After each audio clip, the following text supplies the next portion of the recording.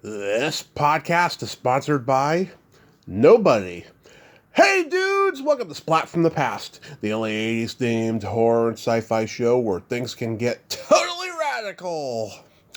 Now today, I will be welcoming back, after almost 8 years, David Huband, the hilarious Canadian improv sketch actor who you may remember as Hedges in Police Academy 3, Back in Training, which celebrates its 40th anniversary this year. We're going to talk a little bit about it, but we're also going to nerd out on the entertainment of our youth, talking about film, television, and music from childhood. You know, he's my dad's age, grew up in the 60s, and he grew up in Canada, and there'll be a lot of stuff to relate to and talk about. And I am so looking forward to having David back on. Can't believe it's been 8 years. Last time he and I talked, he had co-written an improv book, and I think he was about to do a play and stuff. And yeah, I've been following him on social media and stuff. He posts a lot of political stuff, and he's a very funny guy, and I love talking to him. So it's going to be great to have him back today as Hot August Summer is winding down. So yeah, here is my new interview with David Huband.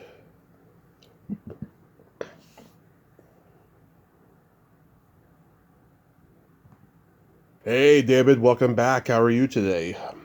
Hey man, I'm good. How are you? I'm fantastic. You know, the last time we talked was in 2018, and the word pandemic wasn't even part of the lexicon yet. Oh Jesus, can't believe it. I know, time goes by fast, doesn't it? It sure does. So, going back in time, do you remember the first movie that impacted you as a child? I do actually. I remember seeing The Jungle Book when I was a kid, Oh, and good one. my dad took my sisters. He dropped us off. Actually, I have two sisters, one a year younger, one 2 years younger. So we were all dropped off, and that was one of the first movies I remember seeing when I was like without our parents. So I really enjoyed that. Also, when I was around that same age, actually, my parents took us to drive-in, and we watched The Sand Pebbles with Steve McQueen. You remember that movie? Oh, yes, I own it, and I love it. It's a great movie. Yeah. I haven't seen it since I was a kid, but I remember it, and yeah, I really enjoyed that. And in when I was a teenager, growing up in the '60s in Winnipeg, there was only a couple of movie theaters, but I remember seeing Bananas when it first came out. And I went to the first feature of the day. It was a Saturday, and then I stayed in the theater. I didn't leave till the last feature at night, so I saw like 12 movies. It was like 12 runs of the show, so I knew every line by the end of that day. Wow, you became obsessed with Bananas? Yeah. I was addicted to Bananas, yeah.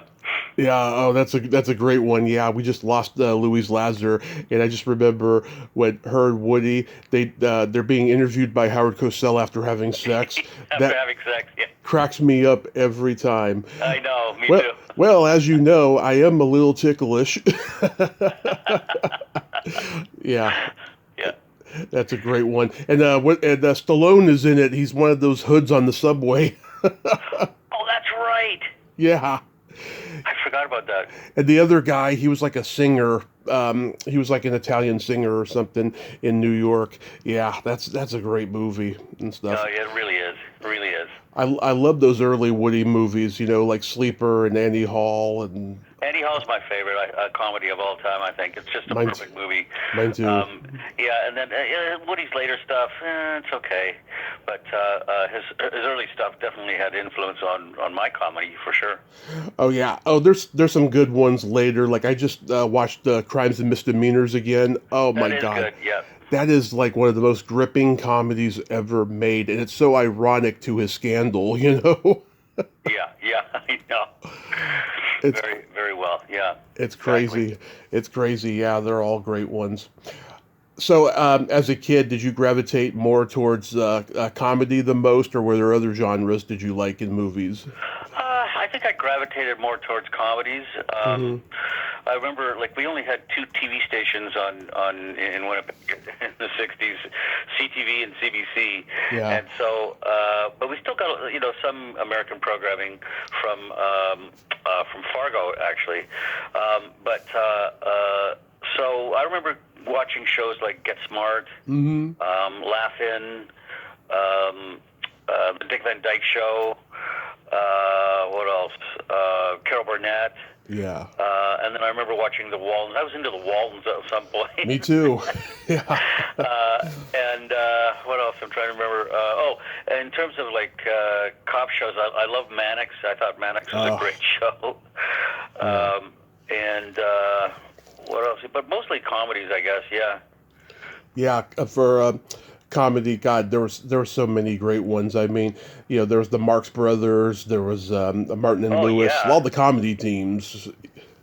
Yeah, I remember, like, before I used to go to school, at 7:30 in the morning, the Three Stooges would be on. So I watched the Stooges for half an hour and then head off to school. And I did that, like, every school day. It was crazy. Yeah, my grandfather, he saw the Three Stooges shorts in the theater when he was a kid. And so when the Stooges hit cable during my dad's childhood, my dad was born in 57, he got to see all of them on TV. And then by the time I came along, not only were they on TV, they were also on home video. So I got exposed to the Three Stooges a lot as a kid. Yeah, yeah. Oh yeah, I remember watching like almost every episode. Yeah, it's crazy. Yeah, it's crazy how, back then just anything went. They tried, everything, and just everything worked. And it's so crazy how they were able to just layer in those sound effects, and make it realistic of people getting hit with things and stuff. Yeah. I know. Yeah, it's crazy. Was Curly your favorite Stooge? Oh yeah, for sure. Yeah. Curly was always my favorite. Although I did like Mo. Yeah. I see a little of Mo in me. Oh, we all have a little bit of Mo in us. My mom, when she gets mad, she can make a Mo face like no other. I know exactly what you mean. Yeah. Yeah, and then later, when they had what was it, Curly Joe Dorita, they would do the 90-minute movies. They would they had like Have Rocket Will Travel, which is my favorite one, and then there was the Three Stooges Meet Hercules, or Three Stooges Meet Snow White and the Seven Dwarfs. They were just trying to stay relevant, and they had that cartoon that wasn't that great, but I interviewed Margaret Carey, who was the model for Tinkerbell in Peter Pan, and she did the female voices for that cartoon for the Three Stooges, and she told me that it was really sad seeing them fall apart because Larry had really bad dementia and he was always forgetting his lines and stuff. Right. Yeah. Yeah. Happens to the best of us, Tommy. Yeah. I'm getting up there, pal. I was born in '57. Yeah, I can't believe my dad's going to be 70 in March. That's just so wild for me. I remember when he was, 28. Yeah. It goes fast, man. It goes fast. It goes fast. Were you into like Mel Brooks? Oh, I love Mel Brooks. Yeah, that's. I remember watching Young Frankenstein. When it first came out. But I remember one of the movies that I watched when I was a kid was The Producers, and I love that movie. I fell in love with it. And and another comedy that I loved from that period is Harold and Maude. Oh yeah, Harold and Maude's a great one. I just watched that again recently, and that movie was shot in my hometown, San Mateo. Really? Yeah, all over San Mateo it was shot. I know all the areas over there. Yeah, that's a great movie. And when Bud Cort died, I was like, wow. I mean, that guy, he literally lived the way he wanted to and had the career that he wanted to. But people, all agreed, like he should have been one of the biggest stars in the world. Yeah. He was so good. He was a very talented guy. He was so very good. Talented. He was Brewster McCloud, with those wings. Yeah. But it's one of my all-time favorite movies.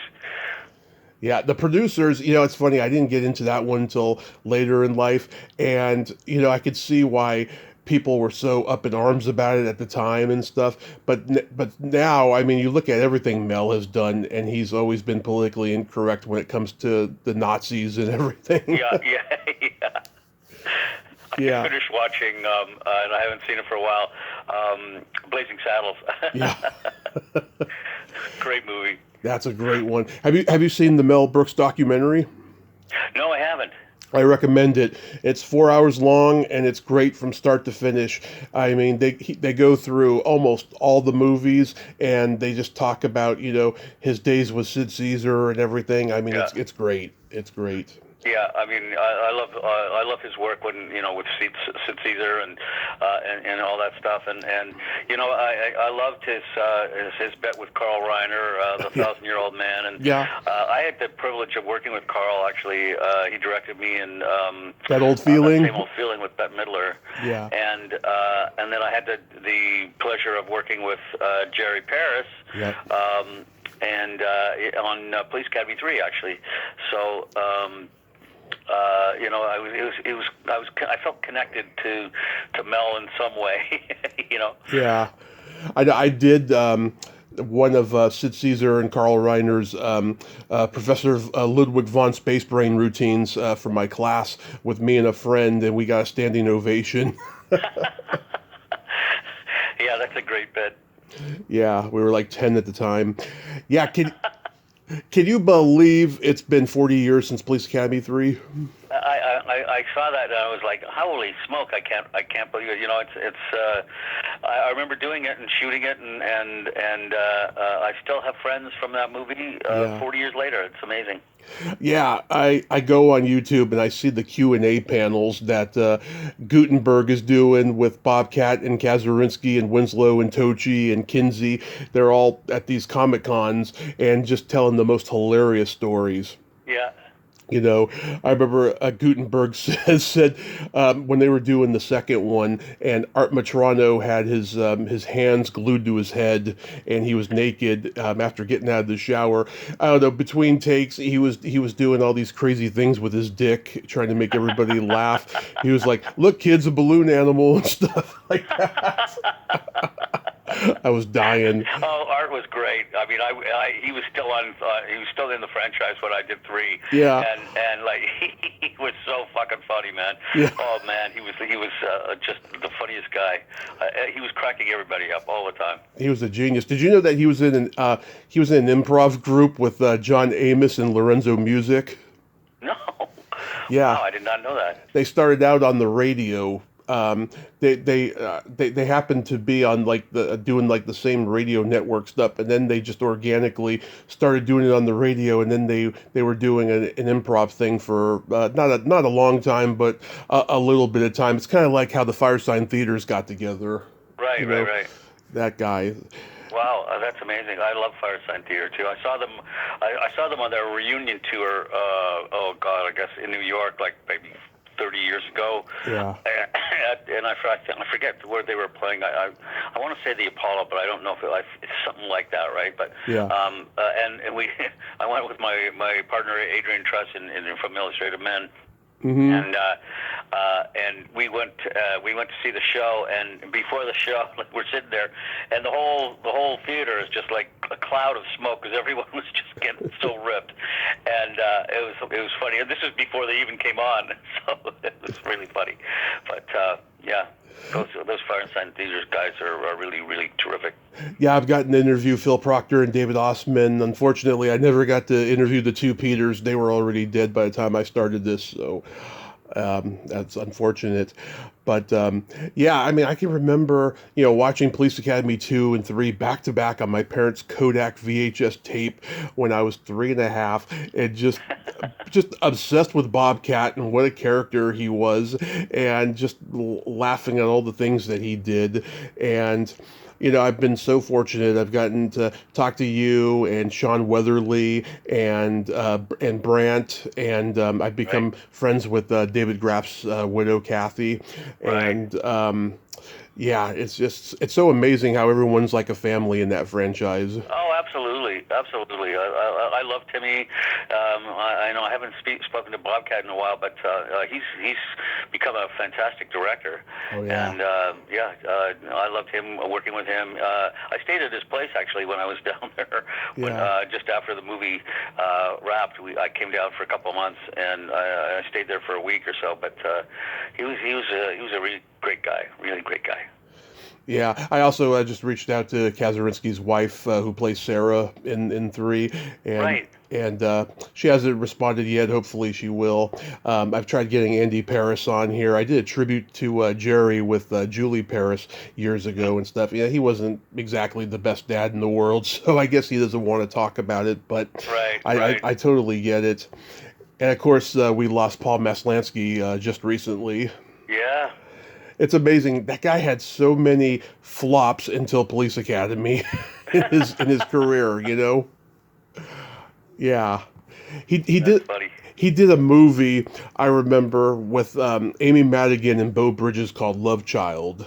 Oh wow! In 1982, it was a Lad Company movie, and it didn't do well. But like I remember, I used to see it on cable all the time. You know, Beau Bridges is like a prison guard who has a love child with Amy Madigan, who's a female prisoner.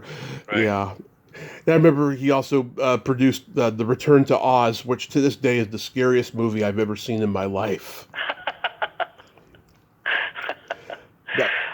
Wow, I didn't know that. That's crazy. That was during the time when Disney was struggling. They had just gotten Eisner and Katzenberg, and so like they didn't know what the hell they were doing. And that movie is just terrifying.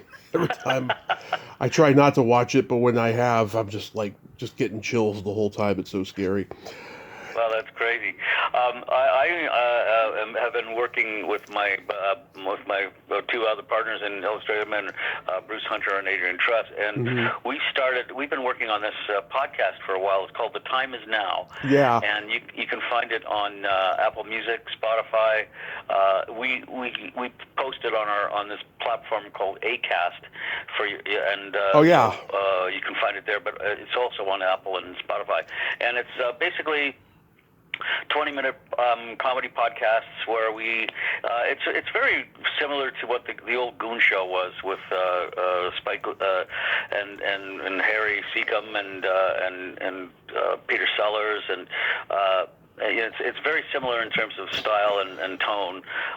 Short, funny little bits, weird sketches, songs, music, and we don't have any endings. Sometimes we just jump from one thing to another. So it's been really fun to. And basically, what we've done in terms of our old material, we're trying to work in more improv into it as well. And so it's interesting that you mentioned, what John Amos was doing with art. In terms of that, the improv on the radio, I had no idea that they were doing it that early, right?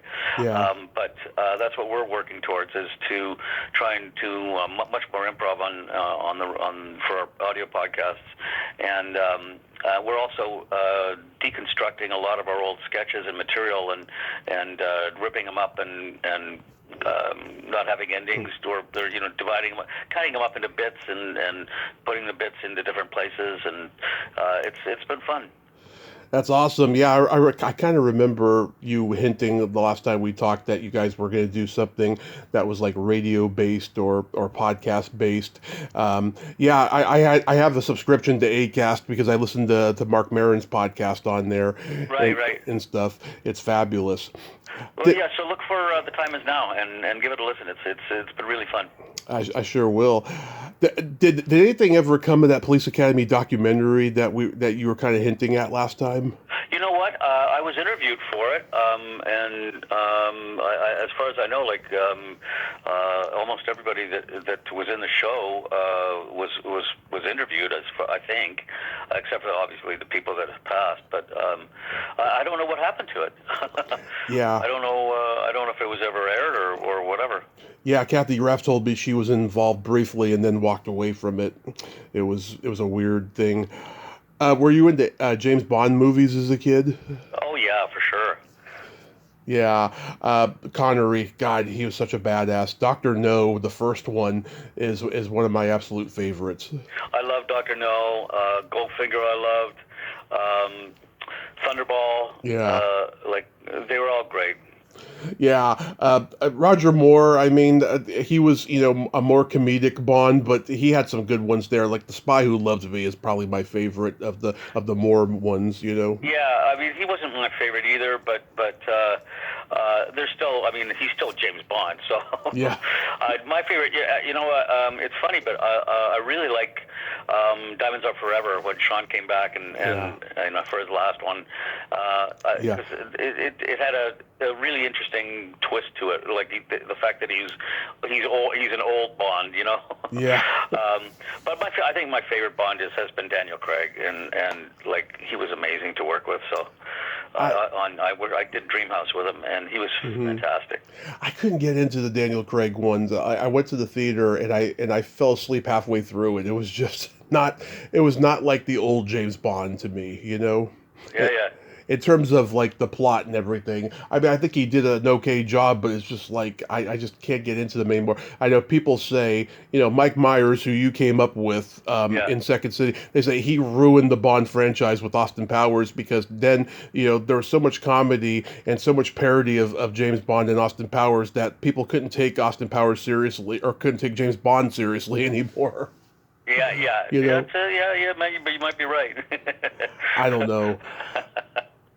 Mike tends to rule a lot of things. Yeah. Did you have any movie star crushes growing up? I love Marlon Brando. He's always been my favorite actor. Mm-hmm.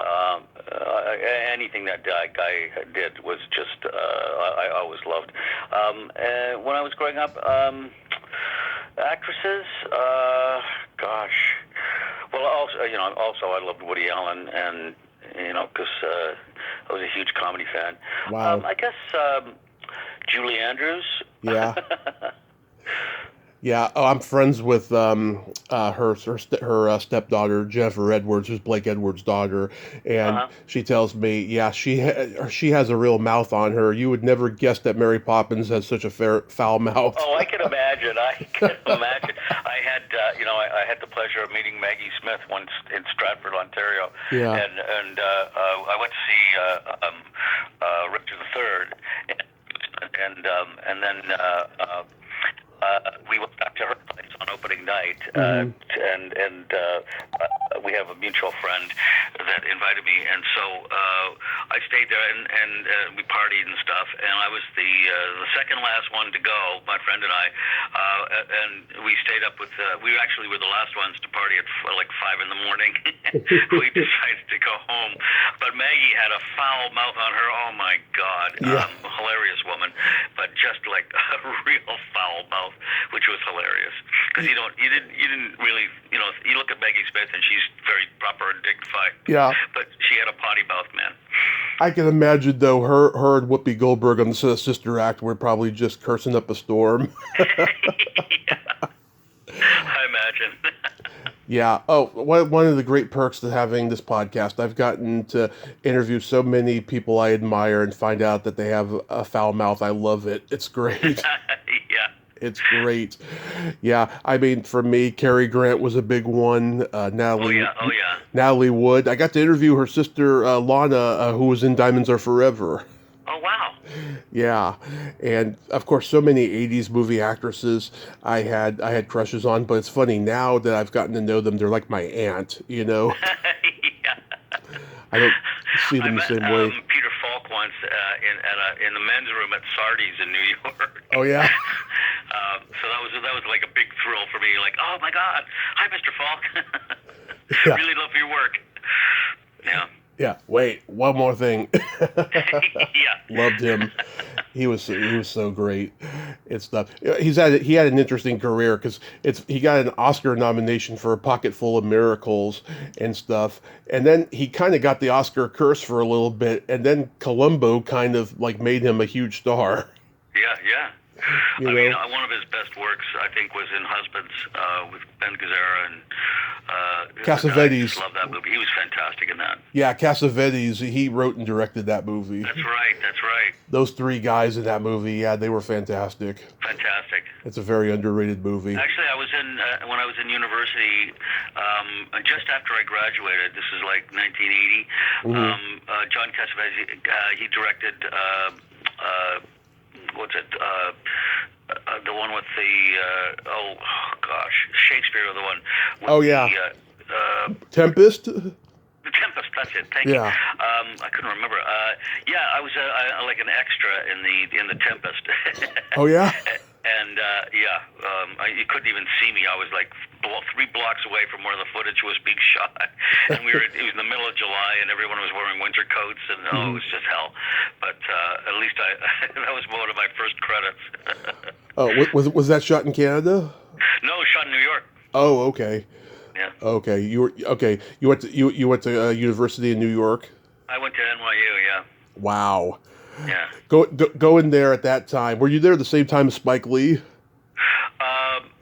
You know what? I was there from '76 to '80 in the undergrad drama department, and so when was Spike there? I'm not sure. I know he was born in '57. He's like 2 weeks younger than my dad. Yeah, he's about the same age as I am, actually. Yeah. Yeah, he might have been there at the same time. I worked. I was did an independent study when I was in my second year, and or I guess my first year, and part of it was to go up to Lee Strasberg's apartment on the Upper West Side and catalog his library and his record collection.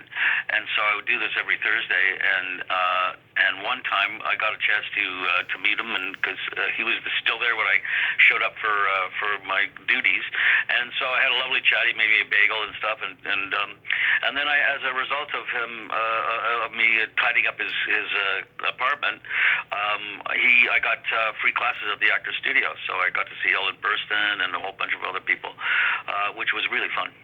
Yeah, that's so cool. God, did you do any theater while you were there? No, I wasn't. I wasn't allowed to participate. But I was allowed to just observe, and but that was fantastic. I still saw and learned so much, and I thought Lee was great. I just thought he was fantastic. Did you ever go to Studio 54? No, I didn't go to Studio 54, but one of our classmates was best buddies with Andy Warhol. Oh. So Andy would show up at his birthday parties, and he would. My friend was the son of the Irish ambassador, so very wealthy family, and so we would go clubbing with those guys in that crowd quite often. I don't think I ever went to Studio 54, but we went to many other nightclubs. Yeah. Oh, I talked to this one actress who was Puerto Rican, and she was so funny the way she described this. She went into the alley to smoke a cigarette. Back then, you could smoke inside the club, but she wanted to get some fresh air, so she went outside to smoke a cigarette, and she saw a guy giving a girl a golden shower. It was the wild times of doing cocaine at that time. Oh yeah, that's right. You know, it's funny. I remember at that time in New York, like you could go to a movie theater and smoke cigarettes watching a movie. Yeah. It was crazy. They had little ashtrays on the back of the seats. Oh, I'm so glad that was outlawed by the time I came of age, because I couldn't have handled that. I couldn't have handled that. I liked it at the time because I was smoking, but it was it's kind of weird that that it even existed. You're smoking your Hedges pipe. Yeah. When you were growing up in Canada, did they have drive-ins? Oh yeah. Mm-hmm. Yeah, like, do you remember the first drive-in movie you saw? Yeah, well, it was the Sand Pebbles. Oh, that's right. Yeah, my parents started taking me when I was 2. They took me to see Weird Science and Rambo 2 in August of '85, and I have this weird recollection of it, because you never realize what your destiny is until hindsight and stuff. And every movie I saw, I can remember where I was when I saw it, and it's all because this podcast that I do. You never know your destiny until hindsight. Yeah, yeah. It's true. I remember, actually, I went to see another movie at that time that it was really stuck out for me was Deliverance. Yeah. I saw that with my dad. Bert, oh my God, he was so great in that movie. That was the first time he proved himself as an actor, and he blew his opportunity to get an Oscar because he did that, naked spread. Yeah. But he was, Burt was my favorite one in that. I thought he was fantastic in that movie. He was always he was always charming and great in everything that he did. And it's funny. I don't know. He may have made bad decisions in movies he made and stuff, but I don't know, he always wanted to work with his friends. He was always comfortable working with his friends and just having a good time, even if it was a dumb redneck comedy, which he did so many of them. Yeah, but I know I love Burt Reynolds. I thought he was fantastic. He was. Did you ever get to meet him? No, I didn't. But I always enjoyed his work. Everything, yeah, he was always great. And we just lost Dolly Parton the other day. I'm gonna watch The Best Little Whorehouse in Texas. It's been a while since I watched that. It's such a great movie. Yeah, and stuff. Yeah. My parents took my brother to Disneyland and Universal Studios when he was like 8 or 9, and they got to see Bert and Dolly on set on the Universal tour, like film a scene from the movie and stuff. Oh wow. That was back when they could actually do that, in the early 80s. Yeah, now it would be a completely different story with all the craziness with fans. The fan culture really fucked it up for everybody. Yeah. But yeah, that's amazing. Yeah, so earlier when you brought up the TV shows you watched, you mentioned Carol Burnett and all that good stuff. Did you watch like the Munsters and the Addams Family? Not so much I was aware of it. I did watch the Munsters a lot. And what else? I'm trying to think. Perry Mason. I used to watch Perry Mason a lot. Yep. Love that show. Raymond Burr. Trying to think. Bonanza. I watched Bonanza a bit. Gunsmoke? Not so much Gunsmoke. I was more a Bonanza guy. My dad, he was into Bonanza, Gunsmoke, The Rifleman, The Virginian, and The High Chaparral. Yeah. Yeah, those were all his shows. Alias Smith and Jones. Oh yeah, I watched that show. Yeah, for sure. Yeah. Did you watch I Dream of Jeannie? Oh yeah, love that. Love that. Love Bewitched. All those shows. Yeah. There was that controversy with Jeannie's belly button that happened, and there was a reporter on set, took a picture of her on the costume and plastered it all over newspapers before the episode even finished filming. So then they had to refilm it because it was so controversial. And then 2 years later, Barbara Luna and Nichelle Nichols showed their belly buttons on Star Trek, and then that rule is done forever. Right. And I got to meet Barbara Luna at the Hollywood show last summer, and she let me touch her belly button during our selfie. It was fantastic. That woman's got abs. She's 87. She's got abs. Yeah. Wow. It's crazy how the evolution of sitcom changed in such a short amount of time. In the 50s, there was all these squeaky clean, all-American white bread shows like Leave It to Beaver and Father Knows Best. And then in the 60s, there's all these campy, high-concept shows. My Favorite Martian, and My Mother the Car, which was awful, and Green Acres. And then by the 70s, Gary Marshall and James L. Brooks do the social commentary sitcoms, and then that sets the precedent for future sitcoms of that. Family Ties in the 80s and all of that stuff. And don't forget in the 70s as well, my favorite sitcom of all time, All in the Family. Oh God, people have been talking. If they rebooted that show now, it would be really hard to do. Oh God, yeah. Yeah. And you know what else too is this, the spin-off Maude. I mean, I love Maude, that show. Yeah. Those two shows were just fantastic, just because of their politics. And I think that those two shows really changed the landscape for future shows, in TV sitcoms. But for sure, All in the Family was groundbreaking in that sense, and I loved it just for that reason. Not only because it was really funny, but also because of the politics. And Adrienne Barbeau was hot. Yes, that's true. I've gotten to interview her and meet her. She's very interesting. She wrote like this really juicy tell-all book like 20 years ago, and it's forgotten. And like every time she's interviewed now, it's like the answer to almost every question is no, followed by almost like an indirect plug to her memoir. It's really bizarre the way she does it. But she's cool though. She's cool. Yeah. Did you watch Batman? Oh yeah, I love Batman. Oh, the best. My dad saw the Batman movie at the drive-in in '66, same drive-in that I was going to in my childhood. And oh, wow. yeah, and like my aunt, who's the oldest of his siblings, took him and all his brothers to the movie and stuff, and so it's always hold a special place in my heart. I'm going on a podcast next week, and we're going to do a 60th anniversary deep dive on the movie. Oh my God, that's fantastic! Yeah, this classic movie podcast. I mean, it was campy, but it was still just great, and the costumes, the music, the sound effects, everything is just fantastic. I got to do an interview with Burt Ward during the pandemic, who played Robin, and yeah. he's about 80 now, but like I couldn't get over how much he sounded exactly like he did when he was 20. He's still got that same voice, That's funny. Did you like the monkey? Did you like the Monkees? Oh, I love the Monkees. Yep, absolutely. Yeah. Oh my God, Davey was my favorite. Yeah, Davey was my favorite too.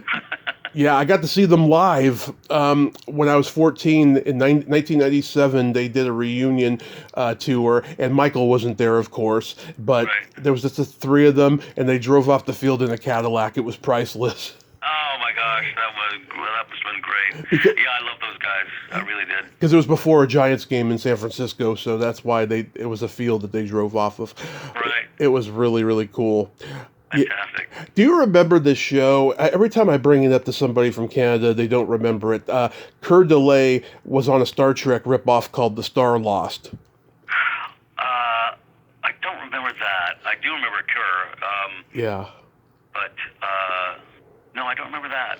Yeah, after he did 2001: A Space Odyssey, he couldn't get work out here in the States, so he went to Canada, and he did this show for 12 episodes, and it has a little bit of a cult following. It's on YouTube now, and it was a really bad Star Trek ripoff. It was called The Star Lost. Yeah, and Coeur d'Alene was in Canada for a while. He did a movie called Paperback Hero. Do you remember that? Yes, I do. Yeah. Yeah, with Elizabeth Ashley, and it was a really interesting movie. I remember, but Coeur d'Alene was an interesting guy. People used to joke and call him Career Delay. Yeah. Well, I can't remember much of what his career was, but I do remember him in that. And I mean, if you're in that movie, man, people will remember you forever. Yeah, he did The Hoodlum Priest with Don Murray. I think that was his first movie. Right. And he did the original Thin Red Line, which was completely different from the remake that Terrence Malick did. Terrence Malick was like a high-budget, high-concept kind of a war movie. Whereas great. I love that movie. Whereas Coeur d'Alene and Jack Warden, it was much more character-driven. Wow, Jack Warden is in it, huh? Yeah, it was 1964. Wow. It was that low-budget studio, Allied Artists, they made it. Oh, yeah. Yeah. Interesting. Did you watch variety shows like Laugh-In? Oh, God, yeah. Laugh-In was one of my favorite shows of all time. I mean, I love that show. Again, it had a huge influence on my comedy, just in terms of the style and of their show, the quick jokes, the blackouts, the writing was so clever and so political. Again, that's like, I love shows that had that political element to it. And Laugh-In was no exception, obviously. So I loved all those guys that came out of that. When I was watching that, it was on Nick at Night, and it was the 30-minute version. And I've gone back and watched the 52-minute versions on Tubi. I could see why it was chopped up in 30 minutes. Not every joke is funny, and every joke is kind of lame.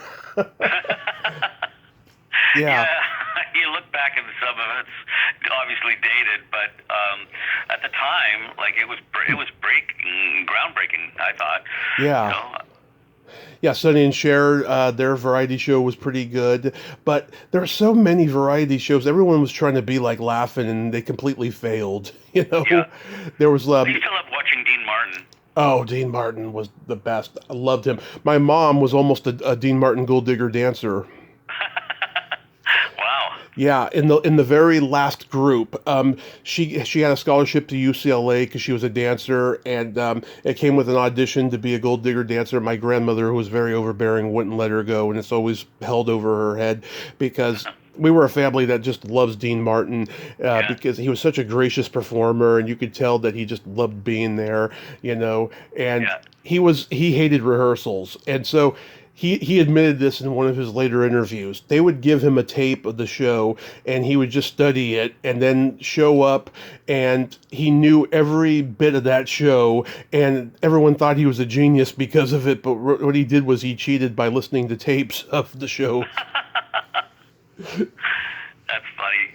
Yeah, and there's always been a debate as to whether or not he was really drinking during the show or not, I don't think he was. I think he was just good at faking it. Yeah. And then, there was people like the Bay City Rollers and Sha Na Na and Shields and Yarnell. They made their attempts at variety shows, and they couldn't get it together. And of course, the country singers were doing them, Glenn Campbell and Bobby Goldsboro. Yeah. God, it's just the oversaturation. I remember the Glenn Campbell show. I remember that. And what else? Charlie Pride had a show, I think. Remember Hee Haw? Oh, yeah. Oh, God, that was it. Hee Haw. Yeah, I do remember that. Gordy, what's his name? There was Buck Owens, and there was Misty Rowe, and then who else was there? Gaylord Sartain, who became a big character actor. Yeah. Gordy Tapp. Gordy Tapper or something? Gordy Tapp, that's his name. Gordy Tapp, yeah. And Minnie Pearl. Yes, that's right. Yeah. Yeah, she always wore that crazy little hat. Yeah, the hat. I remember when I was a kid, she went on one of the comic relief specials. I had never seen her before, and she reminded me of Geraldine Page in The Trip to Bountiful. Oh, yeah. Oh, you know what else I used to watch all the time? It's game shows, Password and Hollywood Squares. I used to love Hollywood Squares. Yeah, I remember Paul Lynde on that show. He was so politically incorrect. Oh, yeah, totally. Yeah, he got asked, what's the currency of Puerto Rico? And he's like, food stamps. Yeah, I love Paul. He was a funny guy. Yeah, Charles Nelson Riley, he was another one. Peter Marshall, he was a great host. Yeah, he was a great host. Great host. My dad and my stepmom got to be on The Price is Right in 1999. Oh, wow. Yeah, and I was in school, so I didn't get to see it on TV, and no one taped it. And I've looked for footage of it on YouTube. There's no footage of it nowhere. I know it's got to exist though, because I don't know. After the '80s, people started saving shit, whereas back in the day, they erased the tapes. So many Carson and Dick Cavett shows are erased, unfortunately. Yeah. That's the other thing. When I was in high school, I used to watch Johnny Carson all the time, late at night. Oh. And then after that, Tom Snyder came on for the Tomorrow Show. Yeah. And I used to watch that at 1 a.m. or whatever. I love shows like that. Okay, I watched Tom Snyder's Late Show when I was a kid in the mid '90s, and I as I watch both shows now on YouTube, I mean, he's still the same guy, right? But like, yeah, but when he was doing the original show, the Tomorrow Show, it was so bold and controversial, and Yeah, he was doing shit that Cavett had been doing in the '70s, yeah. and it was just a completely different feel when he was doing his '90s show.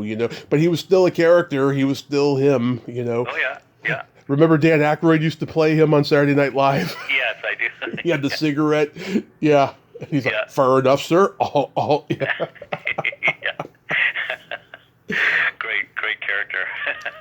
Yeah. But he was. Yeah, I loved that. I loved his first show, like the Tomorrow Show. I loved that show because you're right. He was just doing groundbreaking stuff, and yeah. So I love the fact that he would have one guest, and it would be on for like 90 minutes or whatever. Oh, yeah. Those shows were long. Those shows were long back then. I mean, with all the advertisements now, I mean, you couldn't even do a 90-minute show, No. you know?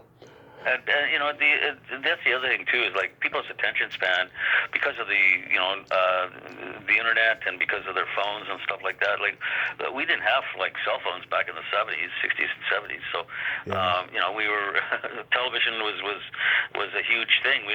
Once you committed to a show, you'd watch it. But nowadays, like I think they did a study recently where film students couldn't even make it through watching. What was it? I think it was Butch Cassidy and Sundance Kid, something like that, right? Yeah. Couldn't even get through watching that movie because their attention spans were just fucked. So that's, it's amazing how the industry and the world has changed through technology and all that stuff. But that's how like nowadays you're right. You couldn't do a 90-minute show. You couldn't even pitch it. Like nobody, you'd be laughed out of the room. People are looking for like 10-minute shows now. Oh yeah. It's crazy. Oh yeah, and they're looking for stars, and they're looking for algorithms and all that bullshit. Yeah. There's no more creativity, man. I mean, God, every time I see somebody promoting something new, I take a look at it, and I'm just like, this would work if it was longer or it was tighter or something. It's like there's something offbeat about this, and not in a good way either. Yeah. Well, it's interesting. I've got a lot of friends that are very creative people that are constantly coming up with stuff, and like I say, it's a really interesting times out there. But what I've found is like you just stay true to your vision, and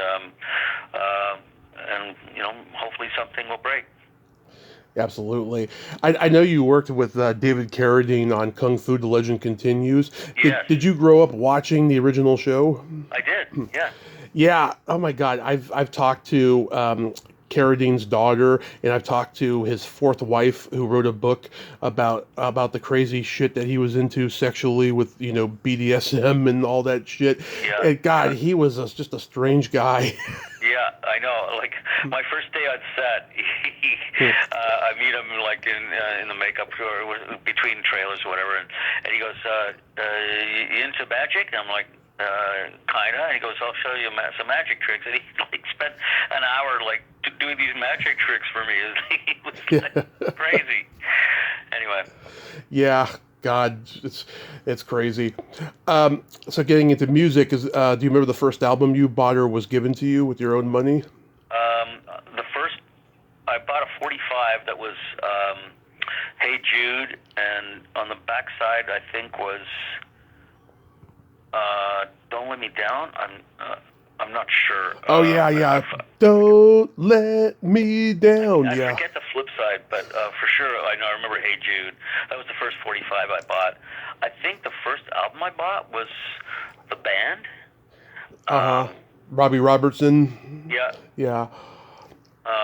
And I also bought, I think, Grand Funk Railroad was one of my first albums that I bought. I saw them live, and Don Brewer, the drummer, was the only original member. Oh, really?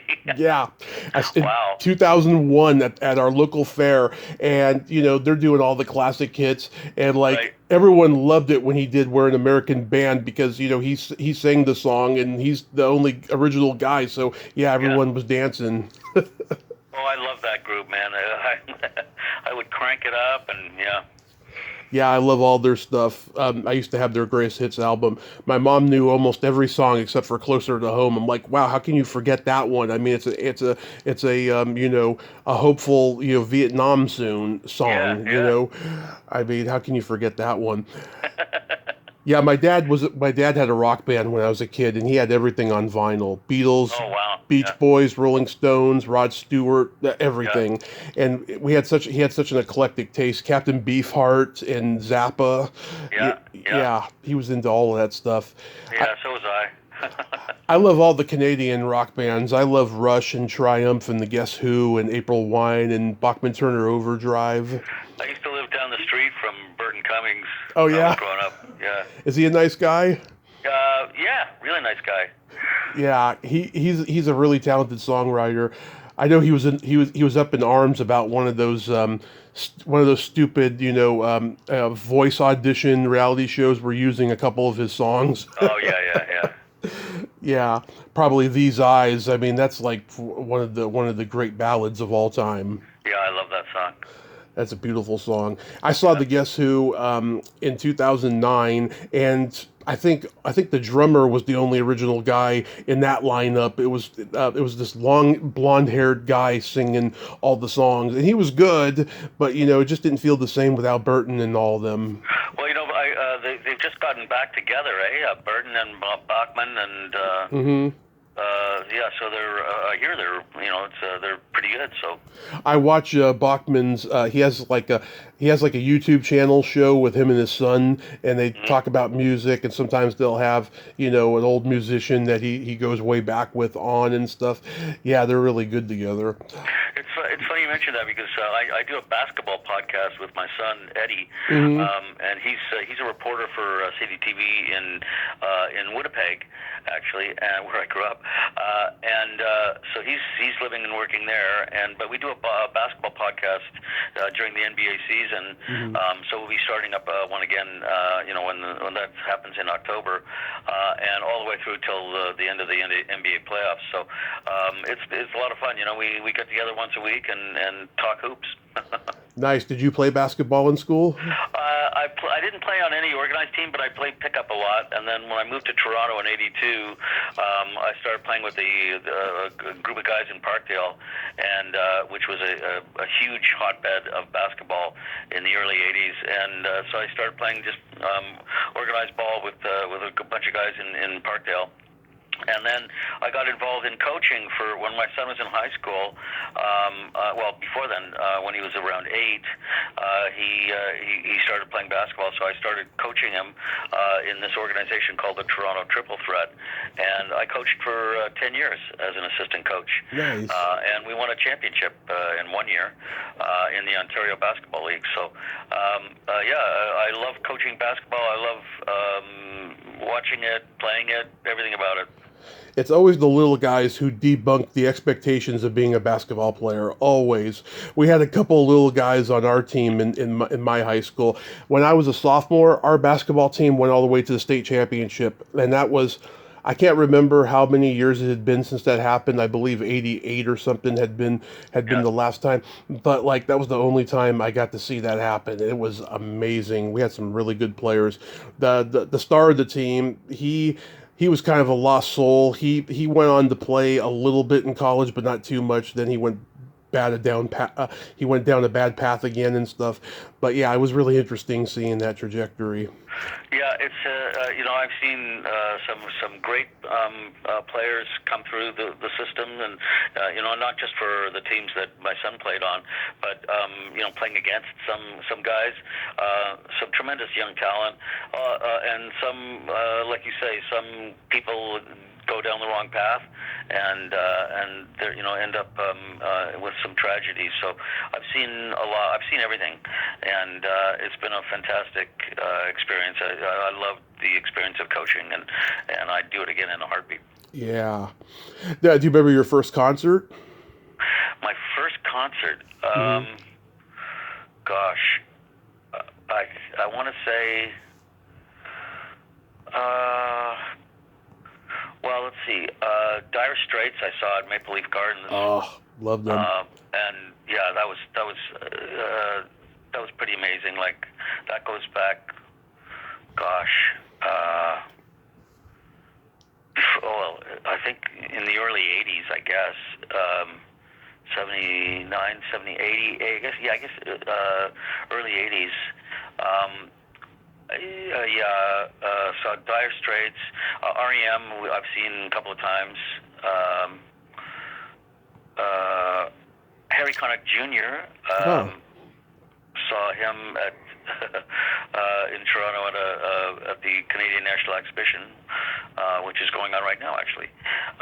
They have a big fair every year.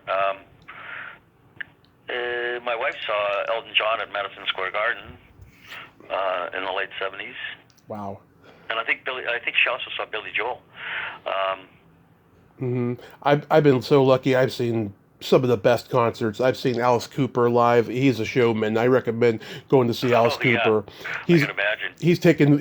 he's taken vaudeville and keeping it alive. I'll tell you, and cabaret too. Yeah, I've seen Aerosmith. I've seen Night Ranger a couple times. I've seen REO Speedwagon a couple times. I saw Van Halen with David Lee Roth. Wow. I've seen Joe Walsh and Bad Company do a show together. Right. Foghat, I almost went deaf seeing Foghat. I mean, they had so much feedback on those amps. I can't believe I could still hear.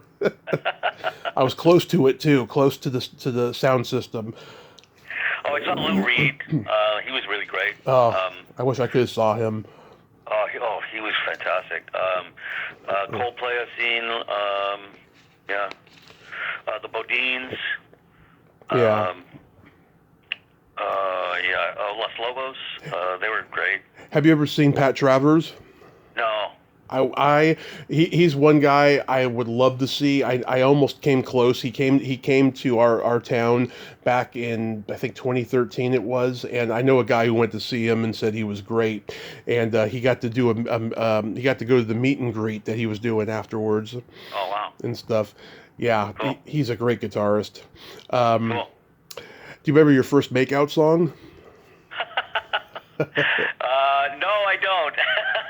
I remember mine. It's been a while. Mine was Janet Jackson's "Love Will Never Do Without You." Very steamy, erotic song. Oh, did you have comedy albums? Yes. There was a comedian, David Fry. I don't know if you remember him. Yep, Nixon. Yeah, he used to do his Nixon, and so I remember.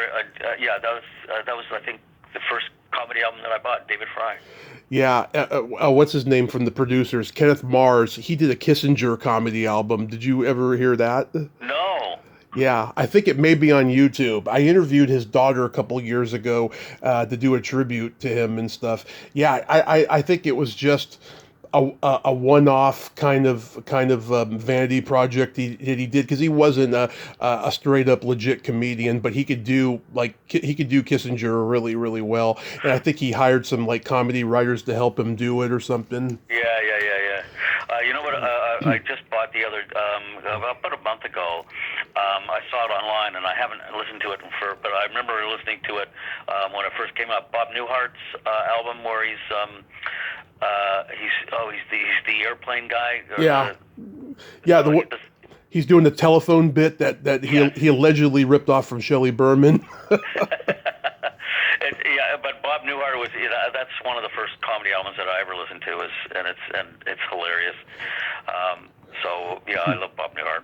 Yeah, my mom had Lily Tomlin's "This Is a Recording" on vinyl, and that was the first one I heard. I still remember, where she's playing the operator, and she's like, "Hello, is this Joan Crawford? The Coca-Cola Company would like to speak with you." one ringy dingy, two ringy dingies. We saw her. My wife and I saw her live show, or her one-person show, when it first came to Toronto, and it was mind-blowing. It was one of the best, fantastic one-person shows I've ever seen. She is just, oh my God, she is a wonderful force of nature. I just love everything that she does. Me too. She's so talented. Cheech and Chong's Big Bamboo was a favorite one too. That's the one with Sister Mary Elephant and Let's Make a Dope Deal. Right. That's a classic.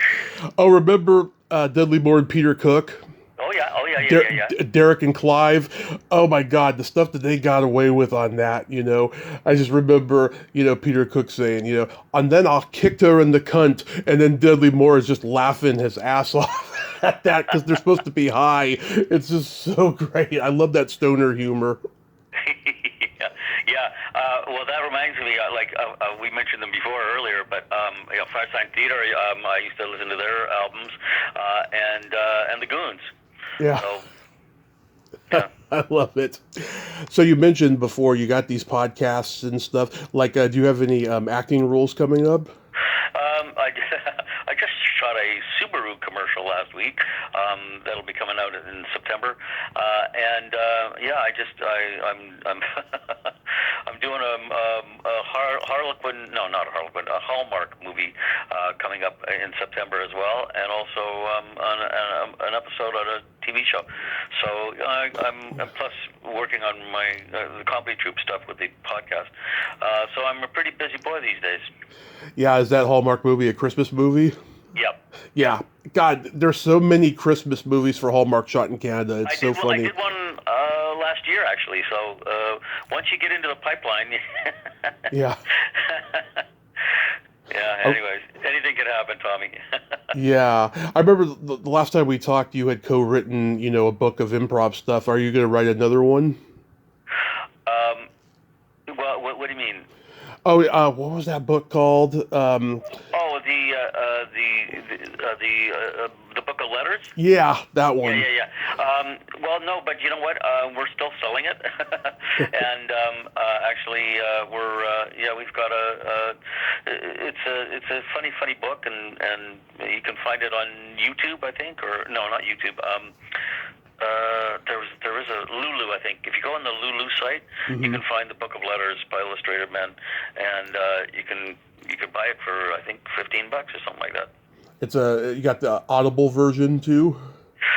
No, we haven't. Well, you know what? We started to do an audiobook version of it, and we got that was right during the middle of COVID, and we were using a friend's studio in Hamilton, actually, and so it just got to be too complicated, and we kind of all gave up, and so it never got completed. There's somewhere there are tapes around of the first half of the book, but we're missing the second half. So at some point we'll have to do an audiobook version of it, but we're having fun doing this other podcast now, so we'll see. Maybe one day.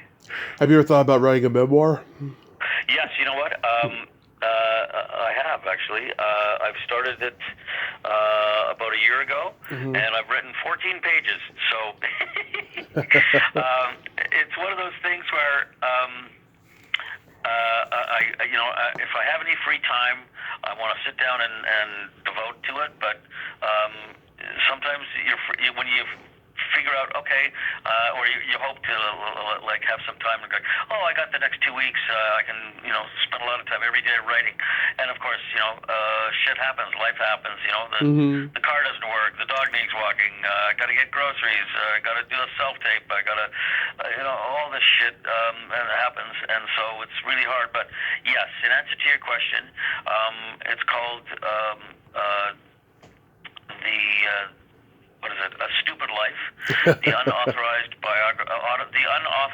autobiography of David Huband by David Huband. That's hilarious. At least I got the title. Yeah. And like I say, I've kind of actually been plotting it out. There's three major chapters of my life. When I was growing up in Winnipeg for the first 18 years, and then moving to New York and learning acting and falling in love and marrying my wife Christina.